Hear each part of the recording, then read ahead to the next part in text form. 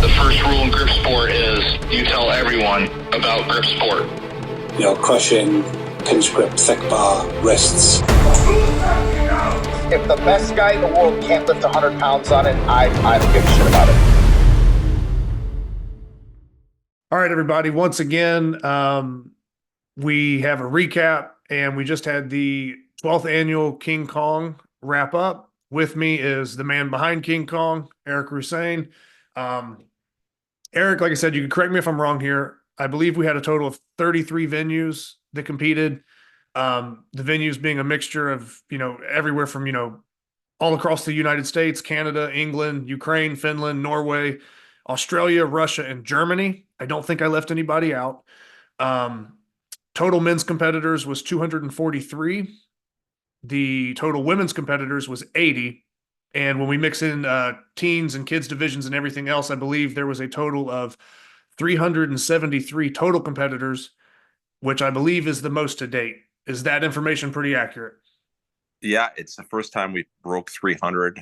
We've been sort of in the 250, 260, 270 range for several years now. But now it's I'm happy we busted through the 300, so it's really exciting to see. It really shows that the sport is continuing to grow. So yeah, I was very happy. There was actually a few more, 33 venues, but some of them held contests on 2 separate days in 2 separate cities. So sometimes I lumped them together. Okay. So it was probably worked out closer to 37 or even 38 different actual venues. So, but yeah, no, that was a record as well. Okay. Yeah. And like I said, talking about breaking the 300 barrier, didn't just break it, but almost not too far off of 400. So, that might be the next milestone to shoot for. Very good. But yeah, like I said, those that competed obviously will know, but if anybody's listening in that didn't compete, the events were the 2 1/4 inch crusher rolling handle to a 6-inch lift, iron mine pinch block to a 6-inch lift, the finish ball being the only lift that was different than a 6-inch pull height. It was 13-inch pull height for the finish ball, and the little bighorn, obviously, once again, 6-inch pull height. So crusher, iron mine block, finish ball, and little bighorn was the 4 events for this year. And I want to say pretty similar to last year, maybe just one switch of the jug to the little bighorn, but yeah, very similar. Yeah. Roughly the same. And like I said, if you don't mind, do you just want me to kind of run through real quick and kind of just make some mentions of the first place winners for the kind of teens and kids divisions? Yeah, sounds good. Let's get through the results, and maybe we can circle back if we want to talk about anything specific. But yeah, that's a good idea. So I'll start here with the girls. So 7 and under, overall winner was Quinn Storm. Girls 8 to 10, and I'm going by age, so 8 to 10 years old. Leona Pasco. 11 to 13, Emma Dingy. 14 to 15, Cadence Storm. And I hope I don't mess this up, but 16 to 17 age group was Lisavenko Maria, or maybe it's Maria Lisavenko. Maybe that's just, put different depending on how they write it. And then if we go over to the boys divisions, 7 and under, Vince Mullet, 8 to 10 years, Austin Fortunio, boys 11 to 13, Owen Barth, 14 to 15, Yaroshenko Nikolay, I believe, or Nikolay Yaroshenko. Once again, boys 16, 17, Balinel Danil, I believe, or Danil Balinel, something of that sort. So like I said, hopefully I'm not messing up those names too much, but that would kind of wrap up all the kids and teens divisions, and which I think had a pretty good turnout compared to other years. I don't know the statistics on it, but yeah, would like to just mention that, those were the first place winners in their categories. And it's nice to see that there's a lot of youth competition going on as well. Yeah. And then, like I said, Eric, from there, we can kind of jump into the weight classes and just keep running, or, sure. Yeah, that's fine. Whatever you feel. Okay. So breaking down, let's see here. We'll start with women's. We'll go women's by weight class real quick. 57 kg, which is basically 125 pounds. Amina Alec, first place. Kim Van Wagner, second place. And from the 16 to 17 division that I just mentioned, Maria Lisovenko. Then we bump up to 63 kg, roughly 138 pounds. And we have Aggie St. Jacques, Corrine Lalonde, and Shaolin Rose Gawat. And are all those your venue? Is all that Ottawa? Sorry, yeah, they're all local competitors. So Team Ottawa swept that class, so that was pretty exciting. Okay. And then I would like to make mention too that Aggie St. Jacques, before the competition, I believe, set the Rolling Thunder world record for Iron Mind, the pull-up record. And I want to say did a total of 20 pull-ups, which maybe boosted that up by about 5 reps. Yeah, if I did my homework. Pretty impressive. Yeah, it was a cool way to start off the day because it got us all excited, and yeah, it was great to watch. All right, and then bumping up to the next class, 72 kg.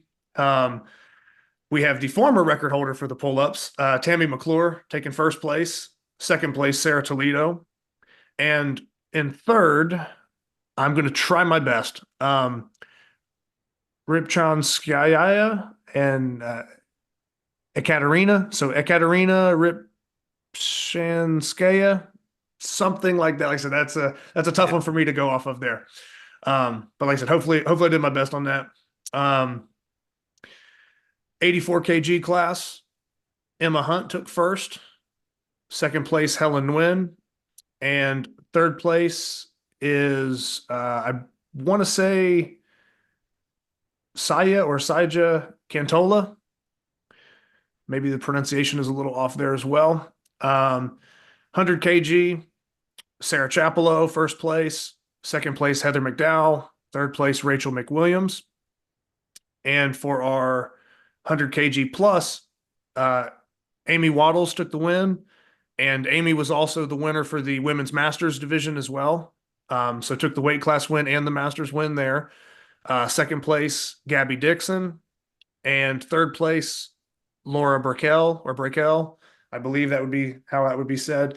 So that kind of covers up the women's stuff there. Like I said, just kind of skating through. Anything that you could add there, Eric, or anything that you think?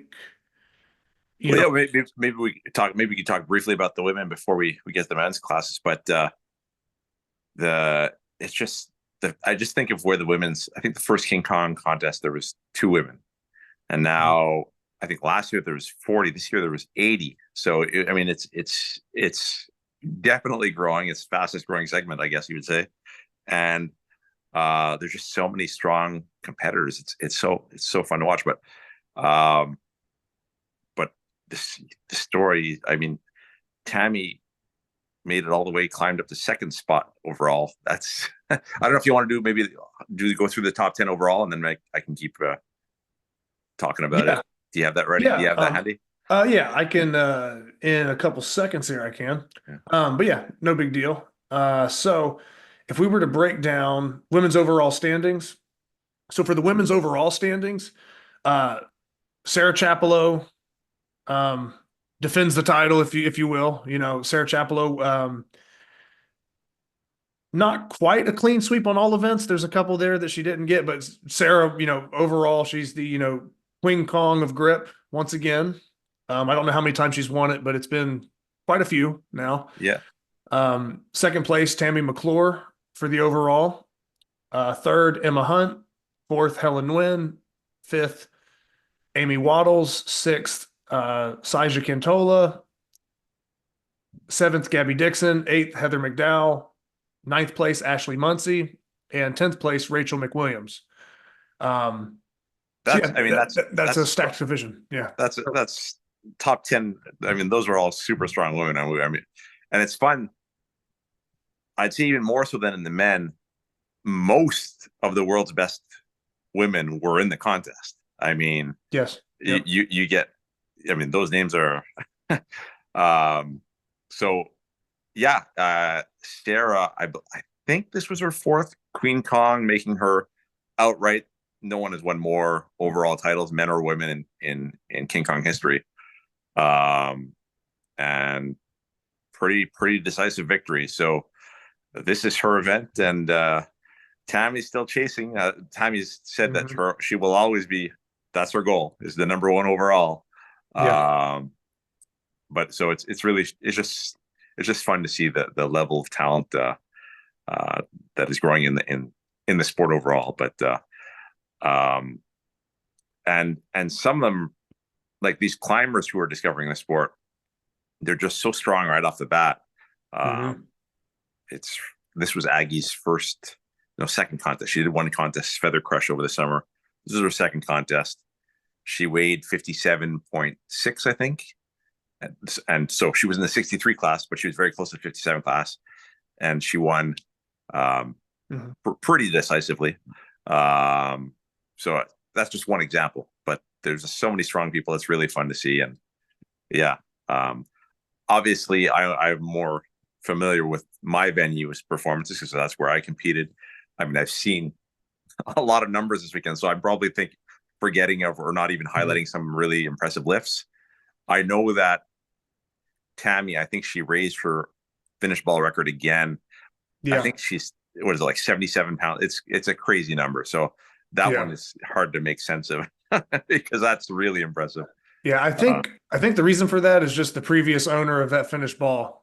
That's what I would say. Okay, well, I'm joking. I sold her the finished ball. So oh, did you? Yeah, I'm just messing around. But yeah, no, has nothing to do with me. Tammy's just a beast. She's strong. Okay. But yeah, and if you wanted me just to mention a couple, well, not a couple, but the top lifts per event. Sure. As we're doing this, for the crusher lift, Gabby Dixon did 74 kilos, and I'm rounding these. Yeah. So 74 kilos, which is roughly 163 pounds. For the pinch block, Sarah was at, little over 35 kilos, basically right there at that 77, 78 pound mark. Tammy, as you mentioned, with the finished ball record increasing, just over 35 kilos, basically 77 pounds. And the little bighorn for Sarah, 176 pounds, which I think she maybe has done more in the past on that. So that might not be pushing the record up higher, but still it's right up there with, probably some of the biggest lifts we've ever seen, or mostly the biggest lifts Sarah's pulled off on Little Bighorn, So, yeah, absolutely. Yeah. But yeah, those are some top lifts. And like I said, I know for the lower weight classes, there's probably some very impressive lifts as well that maybe we're not pulling all these numbers. Like we said, there's almost 400 competitors, Right. So we're trying to cover as much as we can in a pretty concise way, but still give kind of all the credit and hit most of the details. Yeah. But yeah, I will say one thing on the kids before we get to the men's. So the kids are hard to compete in Ukraine. Ivan has been sort of training a group of kids for a few years now, and their main goal is King Kong. So they're tough. I think I saw some numbers. I saw some numbers. I think one of the teens, I don't know if it was this, I don't know if it was in this contest or anyway, like a 17-year-old lifting like 215 on the Little Bighorn. I mean, that's that's a lift. Oh yeah, for sure.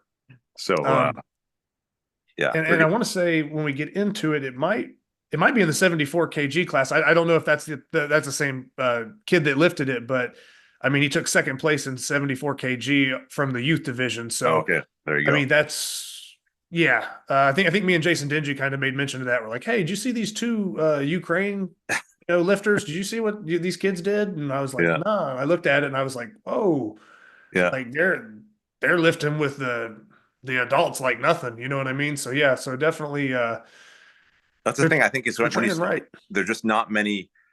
It's such a new sport. There's just not many kids or teens who have trained for it specifically during their teenage years.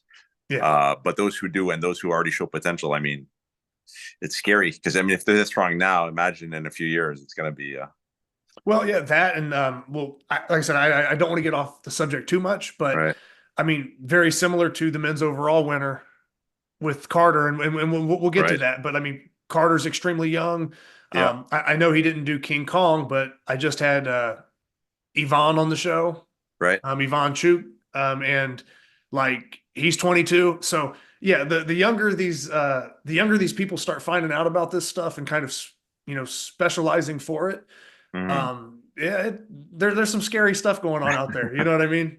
So it's going to be steep competition as if it wasn't already hard enough, Right. But yeah, I think it's a good thing. I think it's awesome. But yeah, we'll get to some of the ages there as we kind of break down the men's. But yeah, and if like I said, if we go, like I said, I'm just kind of run down the list again here for the Sure. men's.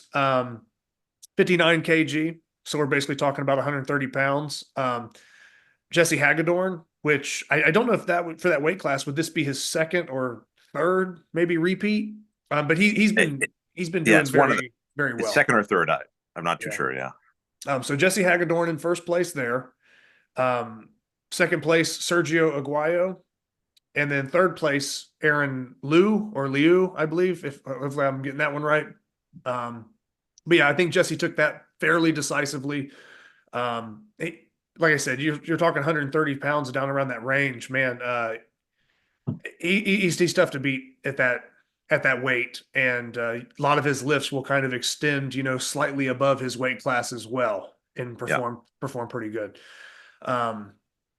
66 kg, 145 pounds. Chris DeStefano, second place, Andrew Nguyen, and third place, Kari Tuominen.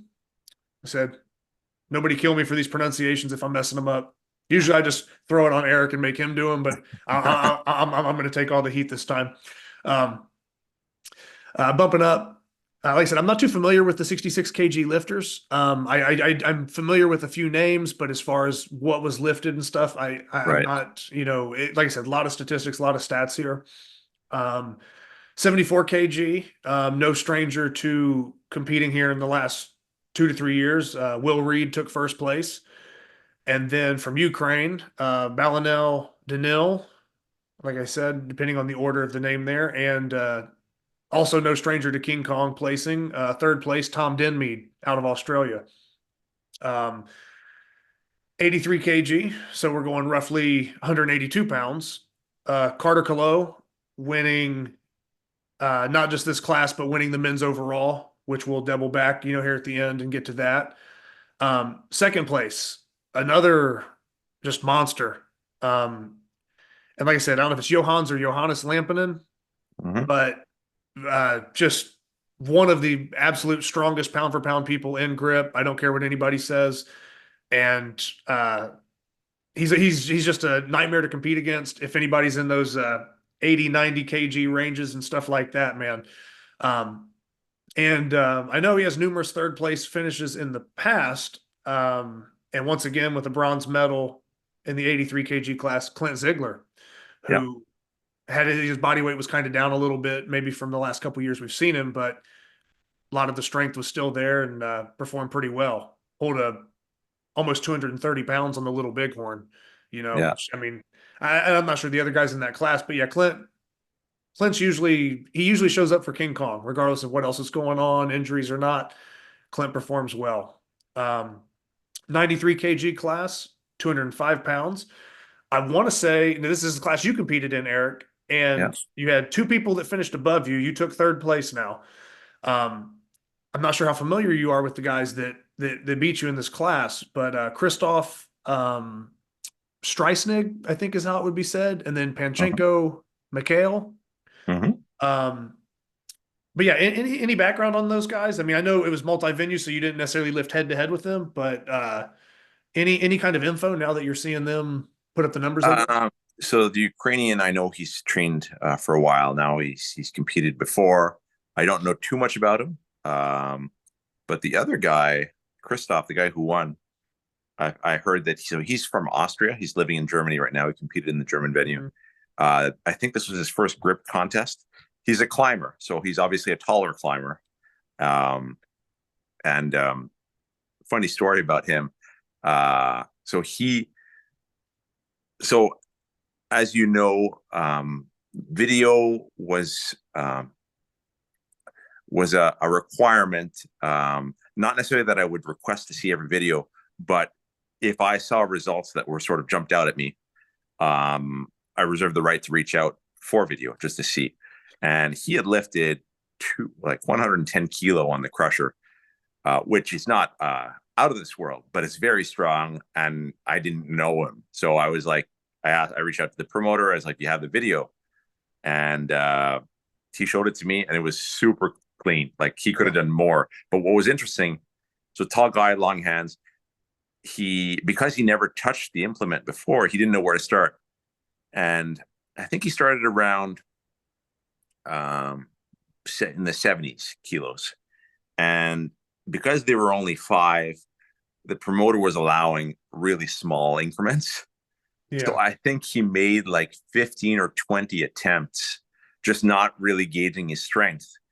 And once he got over 242, I think he just said, "Oh, I think that's enough. I'm gonna save it for the other events." So 242 wasn't even a limit, and I saw the video, and it was very clean. So a very good potential for this sport, because he obviously did well enough to win the whole contest. So I don't know that he won. I don't think he won every event, but whatever he brought was enough to win the contest. So very impressive. Yeah, and like you said, that's him taking first place at 93 kg. The crusher lift you're mentioning, you held the previous record for that weight class, and I want to say that it was like 238 or 239 pounds. In that range, yeah. So he might have just got you by a few pounds. You said there might have been more in the tank, but I mean, anytime somebody kind of comes out of nowhere and you're not familiar with the name and they're breaking weight class records, especially something like 240 plus pounds on a crusher, I think it'd be pretty normal to ask for video on that, I'm just glad that everything went smooth, and all the lifts and everything this year seemed to be really up to standard. There was no hangups there. It was, like I said, maybe I'll get to complimenting that side of things after we get through the rest of these, but it was ran very smooth this year. Bumping up to the 105 kg class, so 231 pounds and under. Thomas Larson out of Norway. Man, he's been doing this for a long time. And Thomas is one of those guys that, big hands, super strong, pretty well-rounded. You're not going to find too many things that he's not performing well at. And I want to say second place, I believe this is his first King Kong, Oliver Dilly, one of the guys out of England. And the England venue, I think, took like second to your guys' venue as far as, the placements and how, the UK and England over there, they have some stacked lifters, and they have some people that are really, this last year or two, have kind of really emerged and kind of made a name for themselves lifting. And the competitions they're hosting over there as well have been, I think, a big part of that, because I try to recap as much as I can, on North America side, or, sometimes I'll cover things overseas, but it's hard enough to keep up with what's happening, here on our territory, let alone cover everything else. But I do see that, like, God's a Grip and the UK and England guys are training. They have good training groups. They're building, they're building some stuff up over there pretty nice. Oh, so, big time. Yeah. So second place, Oliver Dilly, and third place, Andy Muncie. And I mean, Andy's just another, top-notch guy that's always right there and always brings it. And I want to say he bounced back from an injury not too long ago, maybe a bicep issue or something. Oh, last year, yeah. Last year, so great to see him. Not really missing, too many steps and bouncing right back. 120. The one thing I'll say about Thomas is it's funny. I guess he wasn't confident with the mix of lifts. He wasn't confident with his results. When he sent me the results, when he submitted the results, he said, "Oh, I don't think any of us are going to get a medal, so I didn't fill out the addresses to receive a medal." Yeah. So when he found out that he had won his class, he was really surprised. I don't think he put up bad numbers. Maybe he just thought there would be some other monster who would just, edge him out. Yeah. But he arrived with the right mix, and he finished at the top. And I think that was the biggest class. I think is that the class that had 54 guys in it. Let me it's either that or the 105. It's either the 105 or the 120 that was the biggest. One of them had 54 people. 54 in the men's 105. Yep. Yeah. So that's to win a class that size, an international class that size, it's a feather in your cap for sure. Yeah, absolutely. And like I said, I mean, I don't want to go on too much of a tangent, but when guys like Luke Raymond, Ivan Popchenko, Mike Schimmel don't, basically don't medal. I mean, that's That's a tough class. You know what I mean? Those are all super strong lifters, and for whatever reason, there may be reasons why guys didn't place as well, in the past and other things. But for what it's worth, just going by the sheet, yeah, Thomas Larson, Oliver Dilly, and Andy Muncie taking the top 3 spots at the 105 kg class. Then 120. So we're going, 264, as far as pounds and under. Hari Talonen, no stranger to King Kong, no stranger to the grip world in general. He's so consistent, Tim. He's so consistent. Very, very tough to beat. That was actually kind of my pick to win it this year. Not that I openly said that or we didn't do like a prediction show. But I thought there were, 4 or 5 other names that were in the mix. I thought that, this is just me kind of going on my own little tangent, but I thought guys like, Jed Johnson, Jason Dingy. I know that Ivan Popchenko maybe was injured or something, or wasn't expecting to have as big of a year.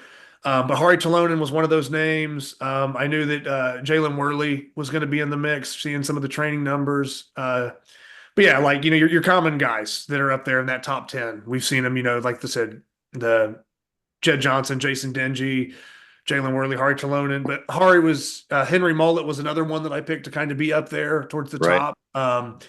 But yeah, Hari was kind of that. I was like, man, I got to thinking about the events, and I'm like, it would surprise me if somebody gets Hari, which it happened, but he was still second overall. But first place in his weight class. So for the 120 kg, Hari Talonen first place, second place Jalen Worley, and Eric, I'm going to put the pressure on you, man, for third place. Juha Madi, and I do not know the last name.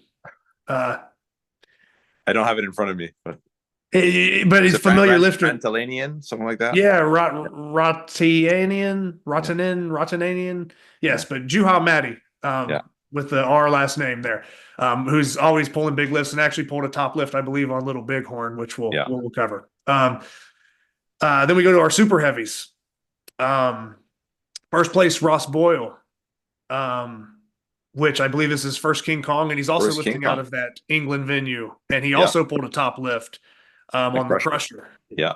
So he's another guy that I think finished third place overall, and we'll get to that in the men's overall. But yeah, for the super heavies, Ross had had to have a pretty good day, beat Arto and Jason Dingy. Second place, Arto Gironin, and third place, Jason Dingy for that weight class. I will make mention real fast that for the men's masters class, I believe it was split 93 kg under and over. Yeah. And Arto took the victory for the men's masters in first place, and Steve Millard took the under 93 kg for masters lifters. Right. And that pretty much wraps up the men's side of things, unless we get into top lifts, and I can cover top lifts really quick if you'd like, Eric. Sure. Like I just mentioned, Ross Boyle with the crusher lift of 116 kilos. So about 9 pounds short of the world record, I believe, for that lift. Comes out to about 255 pounds. Jalen Worley upped his last year's record. I want to say it was like 120 pounds and some change last year. He bumped it up to just over 127 pounds this year on the Ironman block. The finished ball, the biggest lift was Ivan Popchenko and Panchenko Mikhail. I don't know if they were at the same venue, but they lifted identical weight. Yeah, they're same venue, so they probably were going head to head and just boom, missed their next jump or whatever the case was. But 102 pounds on the finished ball, just shy, a few pounds shy of the pre-existing record that Ivan holds. But you're right there in world record territory again. And then back to the names again, Juha Madi, Ratanen, if that's right, 116 kg for a 255 pound lift on the Little Bighorn, which I don't know where that places overall, but it might be like third or fourth overall, because I think Tanner Merkel has the record at 265 and Tim Butler second at 259. So that 255 has to be probably third place or just thereabout. So, that wraps up kind of the men's weight classes if we're going with the top 3. And then if we wanted to kind of double back and cover the the overall standings. Because like I said, for King Kong, everybody's, competing is aware, but you're put in your weight class, but then there is and also an overall. So you get placed, amongst your own weight class, and then you're also placed amongst the whole field of competitors. So Eric, would you want me to run down, I guess, yeah,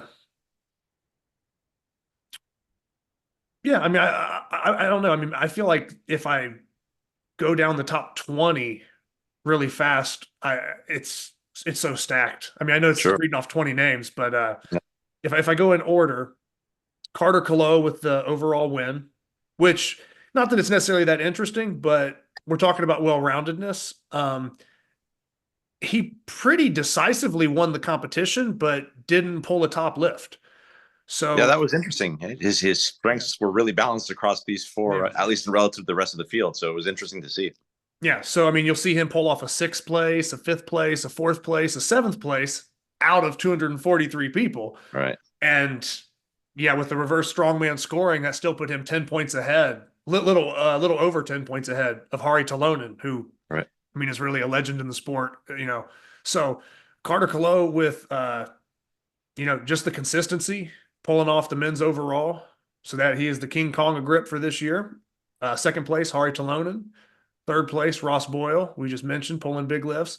And then as we start dropping down, I mean, Arto Gironin, Juha Matty, Jalen Worley, Henry Mullet, Jason Dingy, Jed Johnson, Christoph Streisnig, Tommy Lymeth, James Jeffers, Thomas Larson, Tim Connors, yourself in 15th, 16th, Oliver Dilly, 17th, Brad Provic, 18, Panchenko Mikhail, Tremaine from your venue, Desmarteau, I believe, would be the last name.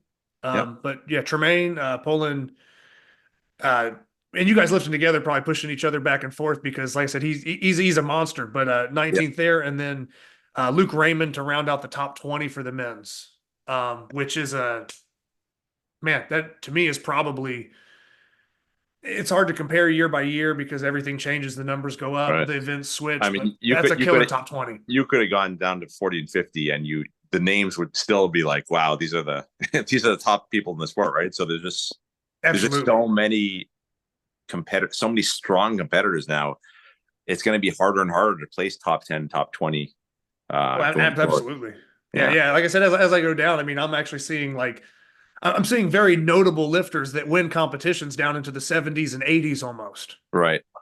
So I mean, it's stacked. You know what I mean? It's 243 people, but yeah, I mean, you're talking about I don't know, like you said, just cracking that top 10 or top 20. It's like you have to understand how big the world is and how many lifters are out there doing this stuff now as it grows and how strong the guys are. It's but even with that said, there's still 4 or 5 names who in that top 20 who have been competing less than a year. So it's there are freaks out there and they're discovering the sport. Yeah, no, for sure.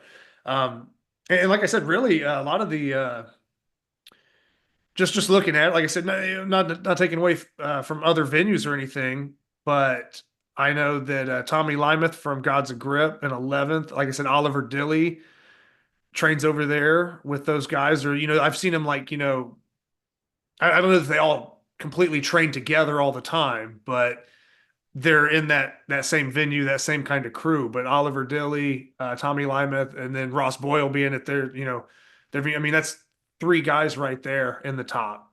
Yeah. And as far as other venues, that's 3 guys in the top.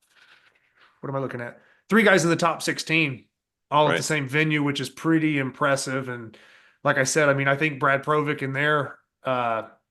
James and Carter. Yeah. That venue as well was a stacked venue. Everybody else kind of, maybe a little bit spread out. Whereas, Jason Dingy or Jed Johnson, they make it, like I said, Luke did come in, 20th there. So, I mean, Wyatt Lusing had 2 guys in the top 20, but if we're talking about just the top, 10 there, the top 16, whatever. Yeah. Brad's venue, I assume was he the one hosting that, Eric?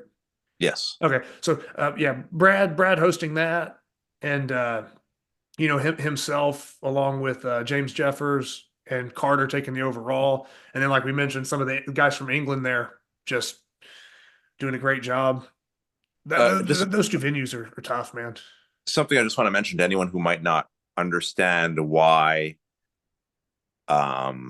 they rank, like, for example, in my case, I was third in my weight class, but I was second in the overall, because your score is based on who else is in your category. So compared to the rest of the people my weight, I was third place, but when I compare against the whole field, I actually placed higher. So there's a lot of anomalies. It may seem like an anomaly. It's just the way that the system is scored. So that's to be expected. It's not because there's an error. It's just that we're using a different base for the scores. Okay, and Eric, you were saying, I get what you mean, because it'll change from the weight class to the overall. Right. But did both guys? Because I know the Christoph guy took 10th, so he still would have been slightly above you. Yeah. You're talking about the guy from Ukraine? Yeah, I think he finished like 17 or 18. 18th, yeah. Okay. So yeah, you would have been 3 spots above him, even though in the weight class, technically, yeah. And that makes sense. I just wanted to double check and clarify there. But yeah, no, yeah.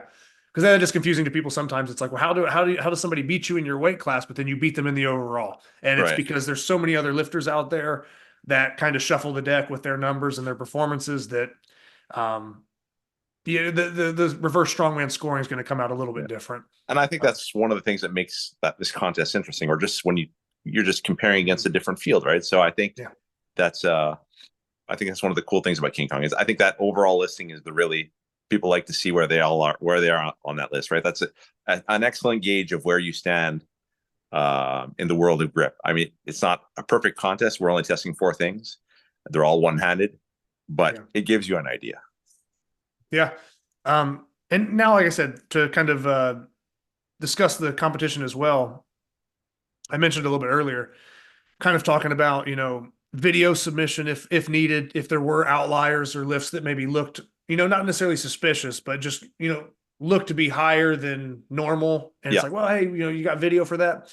And it seems, and you can correct me if I'm wrong, but it seems this year there were a lot of big lifts pulled, but even so, like the video proof, the technique, the judging, the standards, everything was in place, moved very smoothly. I mean, you had, for the amount of competitors we talked about covering, you had the results out the next day like it was nothing. I mean, it was like 10 a.m. the next day for me, and it's like, boom, hey, results are up, So, like I said, you could add anything you want to that, but in my opinion, for this being the biggest competition, really in grip, it's the biggest grip competition in the world. It is multi-venue. You're dealing with so many moving parts. I think to pull it off as smoothly as you did this year it's not a mission I would want to take on. So for me and a lot of others, we thank you for the work you put in, and, whatever you've been doing to kind of make this kind of, remain a staple, as annual competitions keep going and growing. Just, I don't know, making things more efficient, making it improved, making it grow, and handling it professionally, because I know you face many challenges, or in the past you've had many different, issues and challenges from certain venues or whatever the case may be, but you've always handled them, to my knowledge and in my belief, you've handled them about as good as anybody could, and very professional. And I just like the fact that what we're seeing is a lot of quality. And I like the fact that the competition, I bitch about it on the show sometimes, right? I'll complain about multi-venue. In my opinion, there's always going to be that variance for multi-venue, or, not quite the same room, same day, whatever. And I'm an advocate for same day, same venue competitions for sure. Yeah. But if there is going to be a multi-venue competition, it should be ran in this fashion or with this level of professionalism. And I think that, it sort of has been for many years, but in my opinion, King Kong is that golden standard. And I've been very lucky, though, the promoters who worked with me the past few years, like this year, for example, all the promoters, they followed the instructions to the letter. So like everything, there's always some minor things, but overall, this was a very smooth because as you know, I can't really process results until they're all submitted. Yeah. This time they were all submitted on Saturday night, which was the requirement. So that's why I was able to get the results out on Sunday morning. And there was no, the videos checked out, the ones I checked. So there was no weirdness. So I was very happy to see that no one was breaking world records by 50 or 60 pounds, Yeah. which like I said, not to go back in time, but that's kind of a scary thought, because I mentioned with Yvonne in the last interview I did with him, it's like, had they not just been so overzealous or insane, probably would have got away with it, or or it could have dragged on a little bit longer. So I like the fact that the promoters are understanding the rules, enforcing the rules, holding strict judging, just being aware, getting the results to you. All the lifts are checking out, videos are being taken. So while you're the one that is running it, it makes your life a lot easier with all these experienced promoters kind of jumping in and making sure that they're up to par and doing their job too. So yeah, absolutely. So thank you for, obviously running basically, like I said, biggest grip competition in the world. And then also, shout out to all the promoters that have taken the time to, study up, understand the rules, or constantly, maybe host. There's probably some promoters who've hosted venues for, 8 to 10 years, or maybe every single year from the very beginning. So, shout out to all those people that have been staples of King Kong and kind of build up their areas. And even if it's new people and it's their first time holding venues, the quality is there, and it just makes the integrity of the sport better. And in my opinion, that's where the real improvement and growth comes in the sport, is when we have competitions that kind of go like this one did. Right. Because like I said, I really don't have any critiques or complaints that I could come up with, So a little factoid: only 2 people have competed in every single King Kong. Do you want to try and guess who they are? I'll guess Jed Johnson. Yes. Okay, got one. Well, the other one's pretty obvious. Well, you, yes. Right? Okay, yeah. I was like, maybe he's not counting himself. Okay, Yeah. All right, yeah. So you and Jed. Jed, good for you. That was he's been every single one. Yeah, I was gonna say just from how long he had been doing it. I didn't know if maybe there was a year he took off of King Kong. But I think there's a year he didn't host for whatever reason. I think still competed, maybe. Yeah, I think that's what happened. Yeah. Yeah. And he's probably been in the top 10, damn near every year almost too. And and I want to say he won it back in like 2015 I think he won 15, yes. Okay, maybe something like that. Like I said, I'm going off memory, and I wasn't even in the sport, so I'm really kind of making my brain work there. But yeah, that'd be my first guess. So it's interesting to see. I mean, there have been a few reigns, right? I mean, the first person to win multiple in a row was Alexei Tukalov. Mm-hmm. He won it. Did he win 2 in a row? I think he won 2 in a row. And then he stopped competing. And then Tanner won 3 in a row.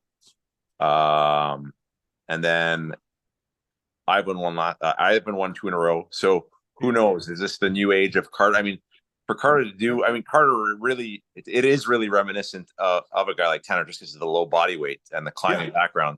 Yeah. So it'll be interesting to see if he can pull this off again, and the women, well, it's been Sarah, not every year, but most of the years. And I think this was her 4th. So no one has won the overall title more often than Sarah. And did you have a repeat winner in the past for the female side of things? Maybe like a multiple time champion, or we didn't have a Queen of Kong for the first years. I guess there was only one women's class. It would be whoever won that class, but we didn't have that title just because we're so few numbers. So I think we came out with that maybe 7 or 8 years ago. Okay. I think Patty Luxner from Austria, I think she may have won it a couple of times. I think. But Sarah is Sarah's been the most dominant, and she doesn't have any signs of slowing. In fact, the gap might be widening. So Yeah, it seems as everybody kind of tries to play catch up. She kind of puts a little more distance between yeah, her and some of the others because she's really overall, and this is just a compliment to Sarah.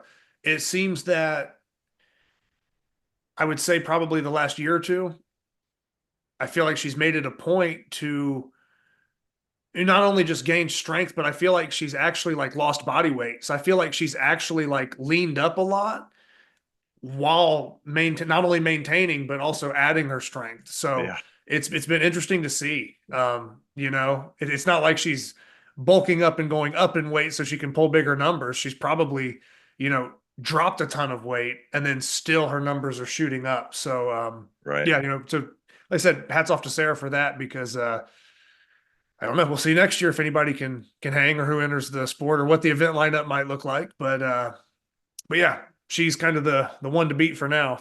Yeah. But definitely not easy. So anything else to add, Eric, as far as the overall stuff? I think we kind of covered, like I said, most of the placings, big lifts. For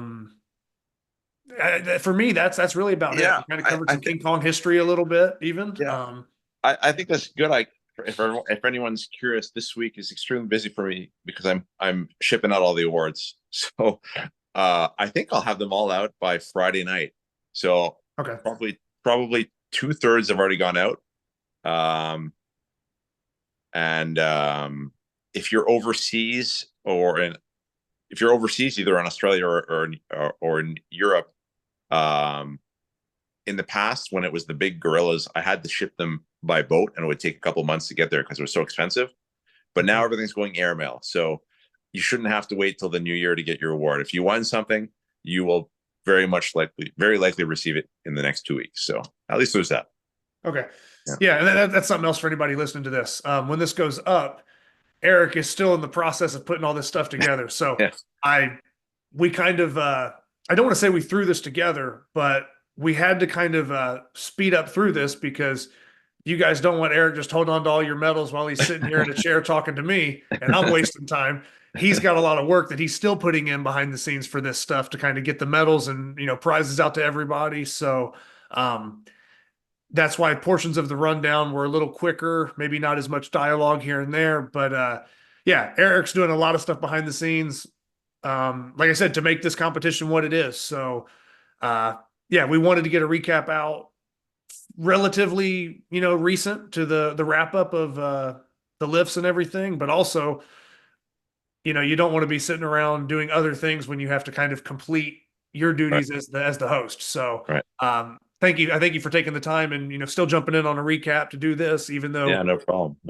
you got medals and boxes and all kinds of stuff you're still shipping out. So yeah, any last things to add, Eric? And we can basically, end with that. I hope everyone enjoyed their King Kong experience. I will be announcing the events early in the new year. So January, I'll probably make a grip show exclusive like we did this year, where I'll announce the events on the show. Yeah, but if you enjoyed it, I hope you take part next year. If you missed out, don't miss out next year because this is only going to get bigger. Yeah. All right. Hey, Eric, thanks again. And yeah, that'll be the wrap up of the 2024 King Kong Grip Challenge. And, Awesome. Yep, that's it. Thanks, Zach.